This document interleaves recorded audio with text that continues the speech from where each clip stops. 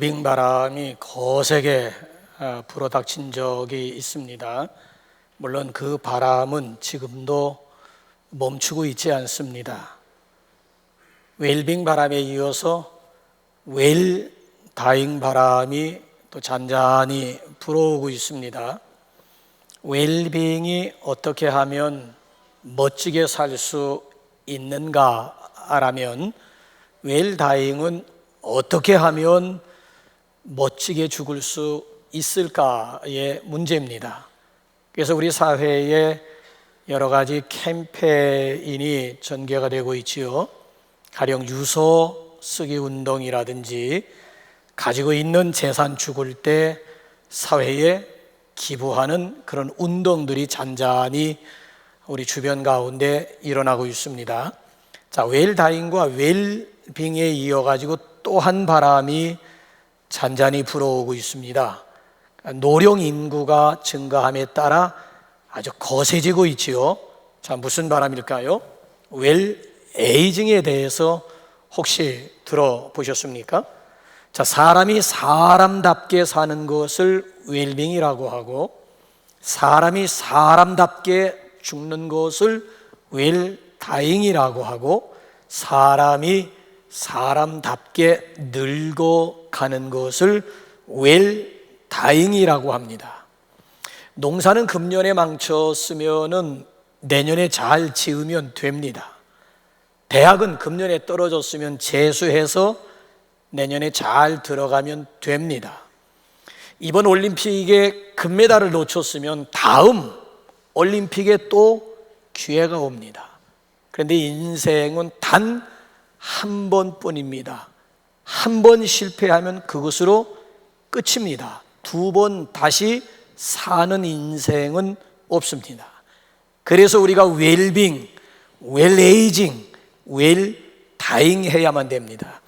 저는 오늘 부부주일이자 교사주일을 맞이해서 지난해에는 교사에다가 초점을 맞췄고 금년에는 부부에다가 초점을 맞추는데 해마다 젊은 부부를 중심으로 메시지를 전하다 보니까 연세 드신 부부들의 불만이 좀 있는 것 같아요. 그래서 60대 부부 이야기에 대한 노래와 함께 말씀을 시작하게 되었습니다. 우리 오늘 부부주일을 맞이해서 정말 우리 웰에이징의 삶에 대해서 함께 나누고자 합니다. 제가 좋아하는 김영석 교수의 글 가운데 보면 아니면 노사연 씨의 바램이라고 하는 노래 가사에 보게 되면은 인생은 결코 늙어가는 것이 아닌 익어가는 것이라고 그랬습니다. 어떻게 하면 아름답게 무르익어 갈 수가 있을까? 어떻게 하면 우리네 인생이 아름답게 늙어 갈 수가 있고 아름답게 무르익어 갈 수가 있을까에 대해서 우리 함께 나누고자 합니다. 우리 인생의 연령에는 모두 네 가지가 있습니다. 자연 연령이 있고 건강 연령이 있고 정신 연령이 있고 그리고 영적 연령이 있습니다. 영국의 노인 심리학자 가운데 브론디라고 하는 사람이 우리 인생의 4분의 1은 성장하면서 보내게 되고 나머지 4분의 3은 늙어가면서 보낸다라고 하는 말을 했습니다. 생물학자들도 이거 인정합니다. 그러니까 남자와 여자의 성장 피크가 언젠가 하면은 여자는 23살이고 남자는 25살이라고 합니다. 그러니까 이게 무슨 얘기인가 하면 여자 나이 23살, 남자 나이 25살이 지나면 그때부터 서서히 늙어간다라고 하는 얘기입니다. 웰에이징에 대해서 여기서 안위할 사람이 있습니까? 여기 23살 밑에 25살 밑에 남자 여자 있습니까? 우리 모두에게 해당되는 웰에이징은 결코 노인들에게만 한정된 것이 아니라 우리 모두의 공통된 관심사라고 할 수가 있지요. 자, 단순히 늙어가는 것이 아니고 어떻게 하면 아름답게 무르익어 갈 수가 있을까요? 사실 여기 성경을 자세히 읽어보게 되면은 믿음의 삶을 살았던 대부분의 사람들이 웰에이징하는 그런 삶을 살았습니다. 자, 우리는 이들의 모습 속에서 오늘 우리가 추구해야 할 웰에이징의 특징이 무엇인가를 분명히 찾을 수가 있어야 하겠습니다. 자, 아름답게 무르익어가는 비결이 어디 있을까요? 우리 모두 신앙 안에서 아름답게, 우리 멋있게 늙어가는 비결이 어디 있을까요? 세 가지로 말씀드립니다. 그 첫째는 깊은 영성입니다. 자, 나이가 들어갈수록 영성이 무르익어 가고 하나님과의 영적인 교제가 깊어지는 것을 말합니다. 출애굽기 3장에 보게 되면 호렙산에서 모세가 하나님의 부르심을 받는 장면이 나오지요. 이때 모세의 나이가 80세입니다. 여러분, 80이라고 하는 것은 이미 노년에 접어든 나이 아니겠습니까? 아마도 인생의 석양을 바라보면서 쓸쓸히 인생의 지나온 날들을 회상하면서 아마 죽음을 기다리고 있는 때인지도 모르겠습니다. 그런데 모세는 80세 나이에 새롭게 하나님을 만나게 된 거예요. 그의 속에 잠자던 영혼이 깨어나게 된 것입니다. 오히려 하나님과의 영적인 교제가 점점 깊어져만 가게 되었습니다. 아시는 대로 모세는 120세 살았잖아요. 그의 인생은 세 토막입니다. 40세에서 120세를 살았는데 40세까지는 바로 궁정에서 문무를 익히면서 성장을 하잖아요. 특별히 생모의 젖을 빨아가면서 생모로부터 신앙의 씨앗이 마음속에 뿌려졌습니다마는 유감스럽게도 꽃을 피우지 못했던 때가 40대까지였습니다. 이제 80까지는 41에서 80까지는 미디안 광야 생활입니다. 사람 때려 죽이고 도망가서 피신해 있으면서 십보라라고 하는 여자 만나서 아들 2명 낳고 장인의 양을 치면서 마음의 소양을 닦던 시기가 80세까지가 되겠습니다. 이때까지 그의 마음의 영혼은 잠자던 상태였습니다. 자, 그런데 이제 80세 이후 정확하게 80세에 하나님의 부르심을 받는데 불꽃 떨기나무 가운데서 하나님의 부르심을 받으면서 특별히 하나님과 인격적인 교제의 장을 열어가기 시작을 했습니다. 자, 우선 모세는 하나님의 음성을 듣는 귀가 활짝 열리게 됩니다. 남들은 하나님의 음성을 못 들어도 모세는 하나님의 음성을 들어요. 그래서 자기 형님 아론에게 전달해 주게 되면 아론이 실행하게 됩니다. 뿐만 아니라 모세는 귀만 열린 것이 아니라 하나님 앞에 기도하는 입이 열리게 되었습니다. 그래서 구약 성경에서 중보의 사람이 누구냐? 라고 질문한다면 주저함 없이 나오는 인물이 모세라고 하는 사람. 모세는 평생 40평생 후반기 인생을 중보 기도하는 사람으로 세워지게 됩니다. 패역한 이스라엘 백성들의 짓거리로 따진다면 벌써 망해도 10번은 망했을 것입니다. 끝장나도 벌써 10번은 끝장날 때였습니다. 그런데 그때마다 모세가 목숨을 걸고 하나님 앞에 중보함으로 인해 가지고 하나님께서 참아주시고 또 용서해 주셨습니다. 자, 이런 모세에 대해서 성경은 한마디로 모세의 일생에 대해서 뭐라고 요약을 하는지 한번 출애굽기 33장 11절 우리 한번 상반절 한번 보실까요? 시작. 사람이 자기의 친구와 이야기함 같이 여호와께서는 모세와 대면하여 말씀하시며 자기 친구와 이야기하듯이 모세는 하나님과 대화를 나누었다는 거예요. 친구, 아주 가까운 사이예요. 하나님과 모세와의 관계는 친구 사이처럼. 근데 하나님과 대면하여 대화를 나눈 결과가 뭔가 하면 출애굽기 34장 29절 우리 하반절 한번 볼까요? 시작. 모세는 자기가 여호와와 말하였으므로 말미암아 얼굴 피부에 광채가 나나 깨달지 못하였더라. 자, 친구처럼 하나님과 가까이 대화하면서 영적인 교제를 나눈 결과가 뭐예요? 모세의 얼굴 피부에 광채가 났다는 거예요. 어느 정도 광채였는가 하면 이스라엘 백성들이 가까이 하기에 너무 먼 당신처럼, 왜? 너무 빛이 강하기 때문에 감히 이스라엘 백성들이 모세 앞으로 가까이 나올 수 없을 정도로. 그래서 모세가 이스라엘 백성들을 만날 때 부득이 수건으로 얼굴을 가리고 이스라엘 백성들을 만나고, 그리고 다시 장막, 성막에 들어갈 때는 수건을 벗고 성막에 들어가서 하나님과 더불어 대면하여 대화하면서, 그래서 훗날 신명기 기자가 이 사건에 대해서 뭐라고 끝으로 증언을 하는지 신명기 한번 34장 10절 말씀 한번 확인할까요? 시작. 그 후에는 이스라엘의 모세와 같은 선지자가 일어나지 못하였나니, 모세는 여호와께서 대면하여 아시던 자요. 그러니까 그 후에는 모세와 같은 사람이 없었다는 거예요. 하나님과 가까이 대면하여 대화를 나눈, 깊은 영적인 교제를 나눈 모세 이후에 이런 인물이 없었음을 신명기 기자가 우리에게 소개하고 있습니다. 여러분 보세요. 모세는 80세에 하나님을 만나서 하나님이 부르시는 그 순간까지 하나님과의 관계가 점점 깊어가게 되었다라고 하는 것입니다. 여러분 그렇습니다. 그리스도인의 웰에이징의 가장 우선적인 특징은 바로 이와 같은 하나님과의 영적인 대화요, 영적인 교제인 줄로 믿습니다. 젊어서는 세상 일에 바쁘고 교회 일에 분주한 나머지 차분히 하나님과 깊은 교제를 맺을 수 있는 시간을 잃어버렸습니다. 그러나 이제 노년의 때에 이르러서는 보다 깊은 영적인 대화를 하실 수가 있어야 됩니다. 보다 깊은 하나님의 뜻을 깨달을 수 있어야 되겠습니다.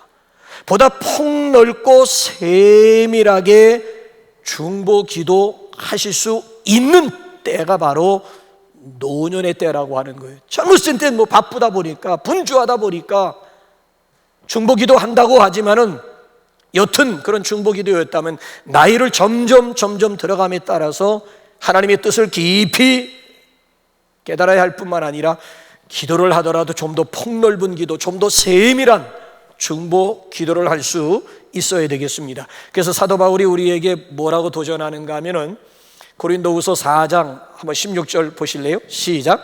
그러므로 우리가 낙심하지 아니하노니 우리의 겉사람은 낡아지나 우리의 속사람은 날로 새로워지는도다.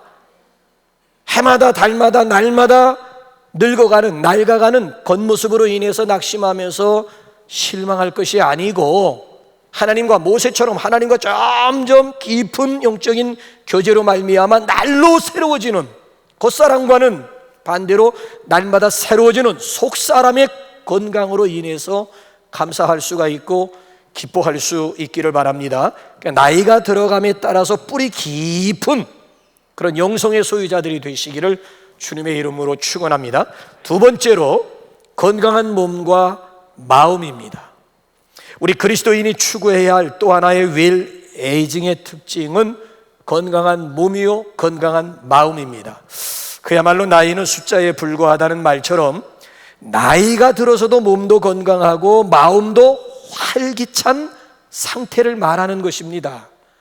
여호수아 14장에 보게 되면은 이스라엘 백성들이 가나안에 들어가서 가나안 땅을 정복하면서 분배받는 내용들이 소개가 되고 있지요. 특별히 갈렙이 헤브론 지역을 분배받는 이야기가 여호수아 14장에 나와요. 자, 10절 11절 한번 우리 다 같이 한번 읽어볼까요? 시작.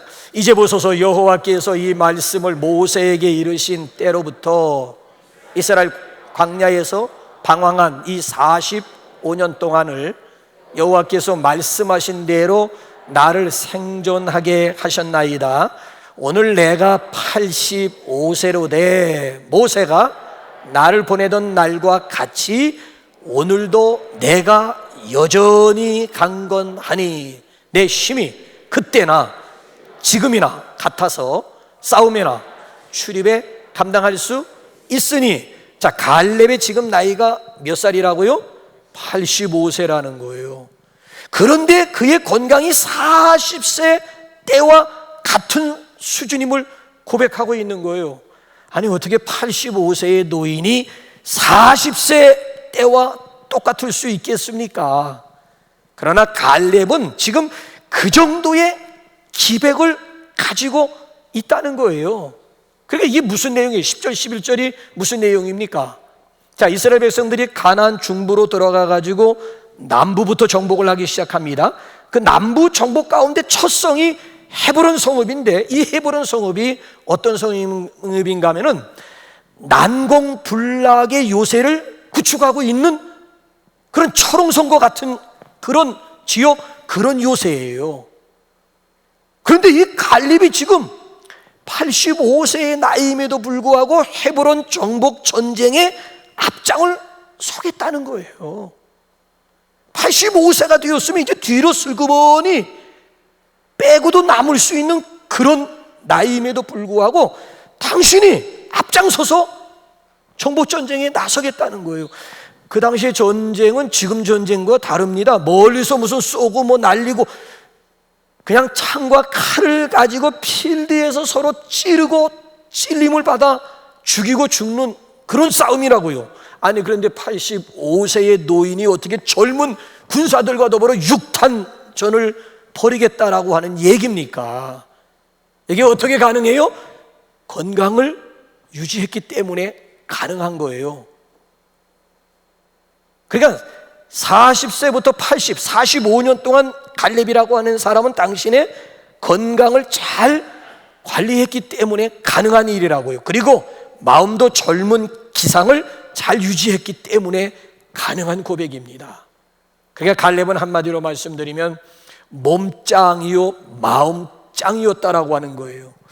제가 36년간 목회를 하면서 깨달은 것, 몸으로 깨달은 것 몇 가지가 있는데 그 중에 하나가 체력은 곧 영역이다라고 하는 사실이에요.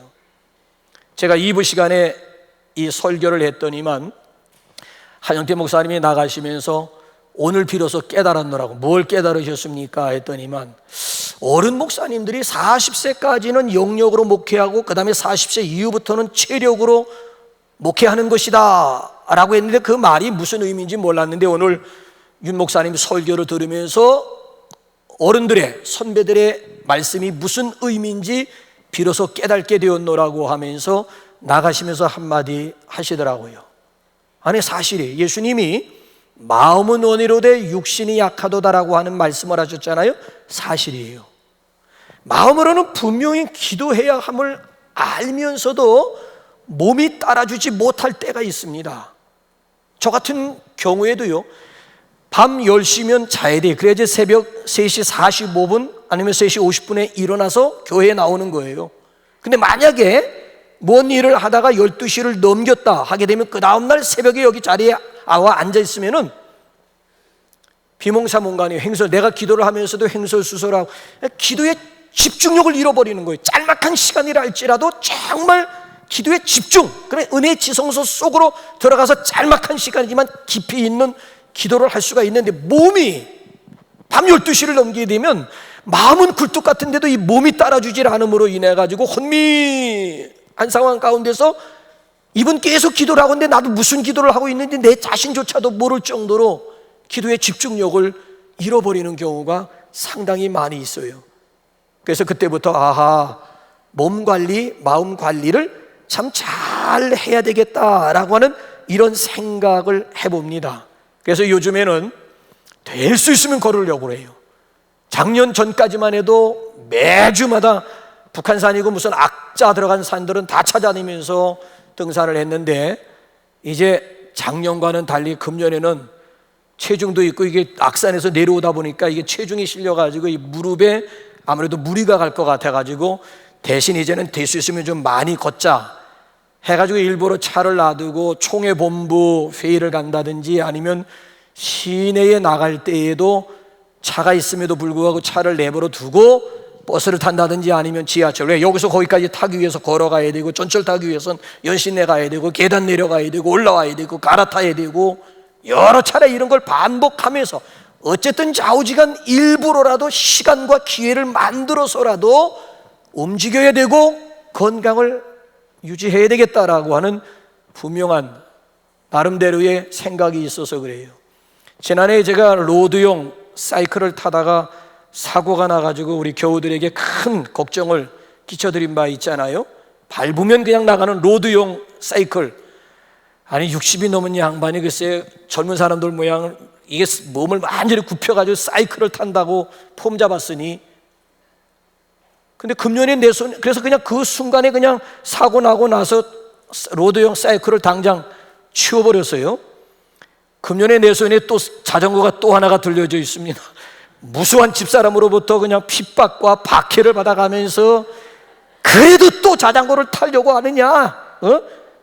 교인들 그만큼 저기 걱정 끼쳐드렸으면 됐지 또 자전거를 타려고 하느냐고 하면서 뭐 별소리 다 들어가면서, 그래서 이번엔 로드용이 아니라 내가 젊었을 때 익숙하게 탔던 MTB, 로드용이 아니라 산악용 MTB 자전거를 사고 요즘 일주일에 2번, 3번씩 자전거를 타고 있습니다만은, 왜 제가 환난과 핍박을 받아가면서 MTB 자전거를 손에 잡았을까요? 신념 때문이에요. 영역은 곧 체력이라고 하는 내 나름대로의 신념 때문이에요. 여러분, 사실 우리의 이 몸과 마음이라고 하는 것은 하나님으로부터 받은 선물입니다.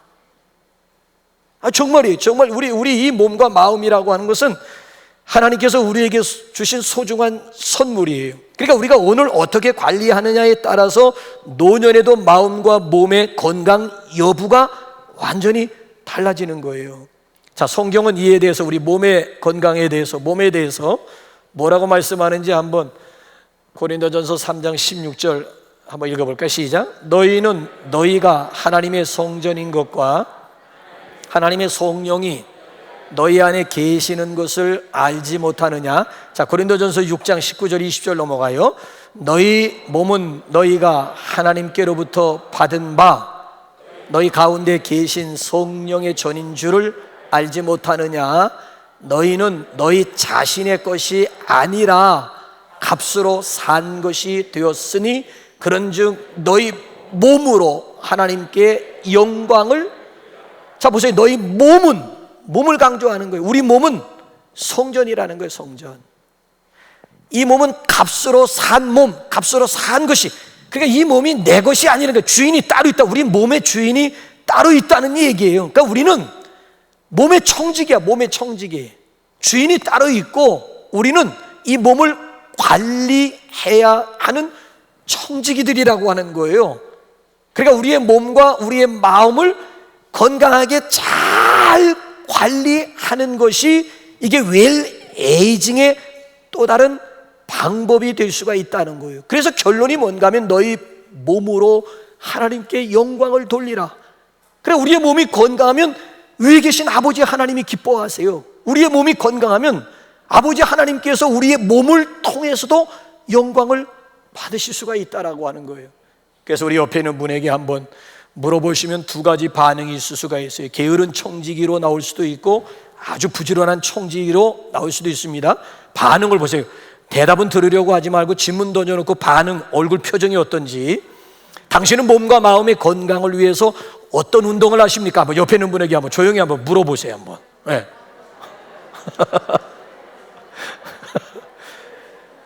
이 나이에 무슨 운동은 무슨 운동? 게으른 청지기입니다. 너는 게으르다. 근데 여러분 보세요. 움직이는 게 운동이에요. 움직이는 거예요.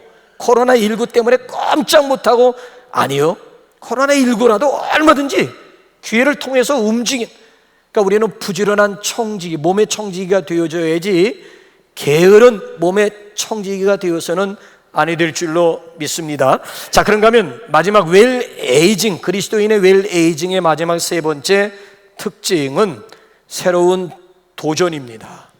자, 나이가 들었지만 계속 뭔가를 새롭게 시도하고 창조적인 인생의 페이지를 열어가는 것을 두고 하는 말입니다. 창세기 12장에 보게 되면은 아브라함이 하나님의 부르심을 받고 가나안 땅으로 이주하는 내용이 소개가 되고 있지요. 갑자기 하나님께서 아브라함에게 나타나셔가지고 다짜고짜 내 고향과 친척과 아버지의 집을 떠나 내가 내게 지시할 땅으로 가라, 이민 가라고 명령한 거예요. 이때 아브라함의 나이가 몇 살이에요? 75세예요. 이미 노년에 접어든 나이예요. 지금까지 살아온 삶의 터전에서 인생을 정리하고 과거를 회상할 수 있는 그런 나이임에도 불구하고 하나님께서 이민 가라고 하는 거예요. 여기서 우리가 주목해야 되는 것이 뭔가 하면은 아브라함은 지금까지 살아오면서 한 번도 이민을 생각해 본 적이 없다는 거예요.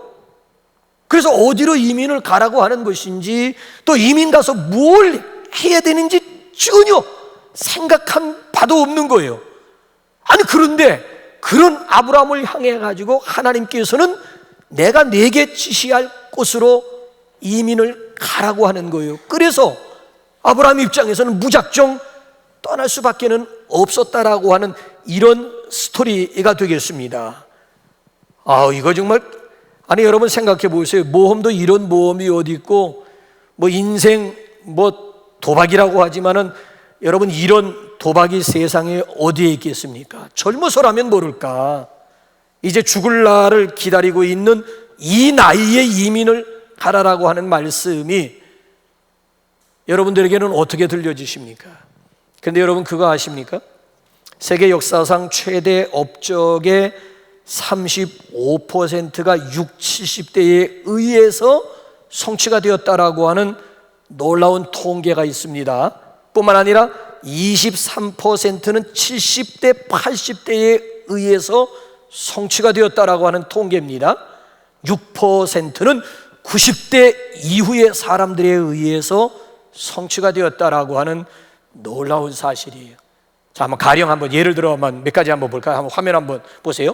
자, 김유신은 74세에 삼국 통일을 완수했고, 간디는 79세에 인도 독립을 성취했고, 처칠은 78세에 수상에 재선되어서 82세에 은퇴를 했고, 아데나유이는 73세에 직구를 해서 14년간 독일 부흥을 이루었고, 덩사오피잉은 73세에 개혁 개방해서 10년 중국을 이끌었고, 미테랑은 80세까지 집권을 했고, 레이건은 70세에 집권 8년간 동서냉전을 종식시켰고, 만델라는 77세에 권좌에 올라 흑백 통합 정책을 펼쳐나갔고, 김대중 씨는 74세에 대통령으로 당선되었고, 소포클레스는 80세에 클로노스의 에디푸스를 완성을 했고, 괴테는 80세에 그 유명한 파우스트를 완성했고, 미켈란젤로는 70세에 로마의 성 베드로 대성전의 도움을 완성했고, 모세는 80세에 민족의 지도자로 부름받아서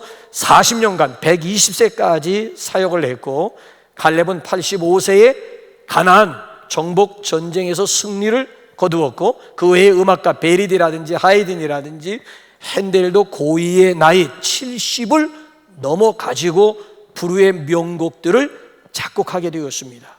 이 사실들이 우리에게 뭘 지금 말해주고 있습니까? 노년의 시대에도 얼마든지 미래를 꿈꿀 수 있다는 거예요. 노년의 시대에도 새로운 도전을 할 수 있다는 거예요. 하나님이 우리를 부르시는 그날까지 하나님의 말씀에 순종해서 얼마든지 앞을 향해서 나아갈 수 있다는 것입니다. 그러니까 우리 그리스도인들은 결코 녹슬어 없어지는 인생이 아니고 보다 의미 있는 삶, 아니면 하나님의 영광을 위해서 닳아 없어지는 삶을 살아야 한다라고 하는 것입니다. 늙어서 죽지 말고 낡아서 죽으라고 하는 말이에요. 나이가 많아서 은퇴한다라고 하는 그런 얘기가 아니고, 일을 다 하고 물러나야 한다라고 하는 얘기입니다. 늙음이 곧 낡음이 아니라고 하는 사실이에요. 여러분들 가운데 혹시 주선의 교수를 혹시 아시는 분 있습니까? 장신대학교에서 은퇴를 하신 분인데, 이분이 은퇴를 앞에 놓고 있는 시점에 혹자가 질문을 했어요. 교수님, 은퇴하신 다음에 뭘 할 생각이세요? 그랬더니 이 주선의 교수가 전혀 뜻밖의 대답을 했어요. 참고로 이 주선의 교수는 우리나라 기독교 교육학 박사 제1호랴 1호. 그러니까 이분의 이름이 우리나라 최초 기독교 교육학 박사로는 1호야 1호. 그러니까 은퇴하면 뭘 할 생각이십니까? 라고 물었더니만 뭐라고 대답하는가 하면 우선 운전면허 딸 겁니다. 현역에 있을 때 운전면허 따지 않던 분이 이제 은퇴하자마자 운전 면허 따겠다고 얘기를 했고요. 그 다음에는 컴퓨터를 제대로 배울 겁니다. 아니, 현역 시절 컴퓨터가 필요할 때는 바빠서 컴퓨터를 배우지 못하고 이제 은퇴하자마자 컴퓨터를 제대로 배울 것입니다. 그러면서 곁들여 하시는 말씀이 뭔가 하면은, 내가 은퇴를 하게 되면 할 일이 너무 많아서 현역 시절보다 오히려 더 바빠질 것 같습니다. 그분의 말씀대로 지금 현재 그분의 나이가 98세예요. 금년에 그분이 뭘 지금 추진하고 있는가 하면, 여성으로서 해외 선교사로, 독신자가 되어서 해외 선교사로 나가서 결국 은퇴하고 돌아오는 여 선교사들, 독신 여 선교사들을 위해서 복지관을 건립합니다. 그래서 추진하기 위해서 당신이 먼저 일정 금액 헌신하고 친구들과 더불어 지인들과 더불어 100억 가까운 그런 예산 가운데 3분의 2가 지금 채워져서 지금 복지관 지금 건립을 지금 추진하고 있고요. 그리고 대북 그잖아요, 사역에 아주 쭉 매진, 왜? 이북 출신이거든요. 황장엽 씨 친구거든요. 그래서 이분이 자우제 통일 한국 그 이후를 준비하겠다고. 아니, 금년이 98세라니까 갈렙 모양 85세 얘기가 아니에요. 금년에 98세라고. 98세인데도 불구하고 뭘 지금 새롭게 지금 뭘 설립하고 뭘 건립하고 뭘 추진하고, 이게 여러분들 입장에서 이해가 되십니까? 그러면 김영석 교수님은 혹시 아십니까? 금년에 102세라고요. 이분이 지난번 강연 때 무슨 얘기를 했는가 하면은, 인생의 황금기는 60세부터 75세라고 정의를 내렸습니다. 그러면서 주변을 의식하면서 괜히 나름대로 여러 가지 주변 의식하면서 나이를 먹어가지 말라고 도전을 해요. 주의 시선에 휩쓸려 가지고 나이 먹어가지 말라는 거야. 당신 경험으로 보니까 인생 80이 돼서 비로소 인생의 깊은 맛을 느끼고 있노라고 하는 고백. 남의 얘기가 아니라 당신 삶, 내 경험을 두고 보니까 인생 80이 되고 보니까 이제야 비로소 인생의 깊은 맛을 느끼고 있노라고 하는 그런 고백을 해요. 그러니까 스스로가 만든 나이라고 하는 감옥 속에 갇혀가지고 늙어가지 말고, 스스로가 만든 나이라고 하는 감옥 속에 갇혀가지고 녹슬어가는 인생 살지 말라라고 하는 경험에서 나오는 조언이에요. 여러분, 그렇습니다. 노년은 결코 과거를 회상하는 시기가 아니라는 거예요. 여전히 새로운 꿈을 꾸고 미래를 향해서 도전하며 나갈 수 있는 시대가 바로 노년의 때라고 하는 거예요. 하나님이 허락해 주신 환경과 여건 속에서 새로운 시도를 하면서 도전할 수 있는 시기예요. 결과를 두려워하지 마세요. 결과 생각하지 마세요. 아이, 목사님 이 나이에 시작했다가 끝도 맺지 못하면 그러니까 아무것도 못하는 거예요. 끝을 생각하니까 아무것도 못하는 거예요. 그냥 이 나이에도 뭔가 새로운 도전을 하고 새로운 시도를 할 수 있는 그 자체에서 의미를 찾고 그것을 아름답게 받아들일 수가 있어야지, 결과까지 미리 내다보게 되면 오늘에 와가지고 시도할 수 있는 분들이 과연 몇 사람이나 여러분 되겠습니까? 이렇게 노년에도 여전히 새로운 도전을 추구할 수 있는 그런 삶이 바로 웰 에이징의 한 모습입니다.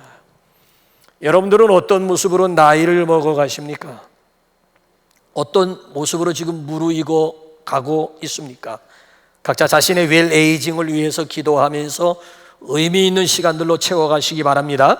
그래서 오늘 결론 말씀, 여기 본문 말씀에 보게 되면, 그런즉 너희가 어떻게 행할지를 자세히 주의하여 지혜 없는 자 같이 하지 말고 오직 지혜 있는 자 같이 하여 세월을 아끼라.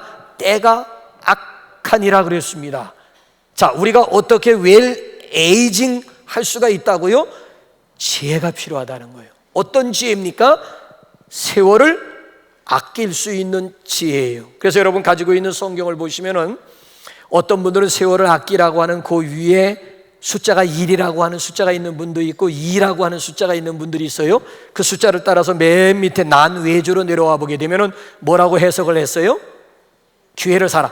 그러니까 우리 개역 개정판 성경에는 세월을 아끼라 그랬는데 다른 번역 성경을 보게 되면 기회를 살아라고 번역할 수가 있다는 거예요. 영어 성경을 보게 되면 redeeming the time, 시간을 속량하라, 시간을 되찾으라, 시간을 잘 쓰라라고 하는 뜻이에요. 그러니까 기회를 살리라고 하는 뜻입니다. 그러니까 모든 순간을 기회로 삼아라, 모든 순간을 기회로 만들어 가라라고 하는 말씀이에요. 여러분, 그렇습니다. 나이가 들면서 뿌리 깊은 영성의 기회로 삼으시기 바랍니다. 또 모든 기회를 이용해 가지고 좌우지간 몸과 마음을 건강하게 관리할 수 있기를 바랍니다. 무엇이든지 간에 새롭게 시도하고 도전할 수 있는 그런 기회로 삼으시기 바랍니다. 이것이 바로 사람이 사람답게 늙어가는 비결이요, 웰 에이징 할 수 있는 방법입니다. 저와 여러분 모두가 이 세상 사는 동안 웰 에이징 하는 그런 삶을 사시다가 마지막 웰 다잉의 주인공들이 되시기를 주님의 이름으로 축원합니다. 우리 시간 찬양